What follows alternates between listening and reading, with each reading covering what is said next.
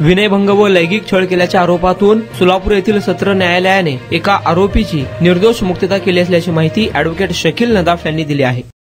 मी advocate Shakeel Nadaf, Rana Solapur एका केसमध्ये विनयभंग व लैंगिक छळ केल्याच्या आरोपातून आरोपी नामे सलमान लाडले मशाक मनियार याची माननीय सत्र न्यायाधीश सुरवसे साहेबांनी त्याची निर्दोष मुक्तता केलेली आहे। यात हकीकत अशी की यातील पीडिता ही बऱ्हाणपूर तालुका अक्कलकोट येथील राहणारी असून ती 12वी आर्ट्समध्ये ग्रामीण विद्याविकास ज्युनियर कॉलेज चप्पळगाव तालुका अक्कलकोट येथे कॉलेजला जाण्यासाठी बावकरवाडी फाट्याजवळ बस स्टॉपवरती थांबली असताना त्या ठिकाणी आरोपी सलमान मनियार हा पीडितेला एकटीला पाहून तिच्या भोवती गाडी फिरवून तिला वाईट उद्देशाने पाहू लागला।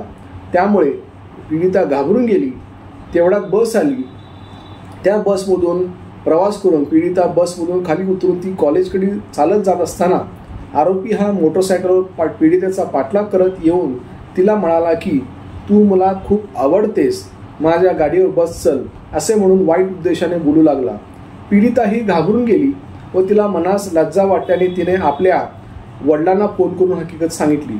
त्यावेळी पीडितेच्या वडिलांनी आरोपीचा शोध घेतला असता तो सापडल्यानंतर त्याविरुद्ध अक्कलकोट उत्तर पोलीस स्टेशन येथे त्याच्याविरुद्ध भारतीय दंडविधान संहिता 354 अ 354 ड व लैंगिक गुन्ह्यापासून बालकांचे संरक्षण कायदा कलम 12 नुसार म्हणजे पोक्सो ॲक्ट सेक्शन 12 नुसार गुन्हा दाखल झाला होता। सदर गुन्ह्यात एकूण 6 साक्षीदार तपासण्यात आले।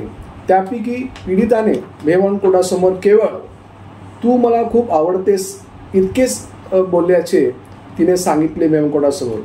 आणि त्यावेळी आरोपीच्या वकिलांनी मेहमान कोर्टासमोर आरोपीचा मुळातच विनयभंगाचा उद्देश नव्हता हे पटवून दिले व त्याचबरोबर साक्षीदारांची विसंगती मेहमान कोर्टास निदर्शनास आणून दिल्या व त्याचबरोबर आरोपीच्या वकिलांनी अनेक सर्वोच्च न्यायालय व उच्च न्यायालयाचे न्यायनिवाडे सादर केल्यानंतर आरोपीचा युक्तिवाद ग्राह्य धरून माननीय सत्र न्यायाधीश श्री सुरवसे साहेबांनी आरोपीची निर्दोष मुक्तता केलेली आहे। या केसमध्ये मी ॲडव्होकेट शकील नदाफ व माझे ज्युनियर ॲडव्होकेट गणेश माशाळ व अमर वाघमोळकर व सूरज रेणके यांनी काम पाहिले, तर सरकारतर्फे ॲडव्होकेट जन्नू व कुलकर्णी मॅडम यांनी काम पाहिले।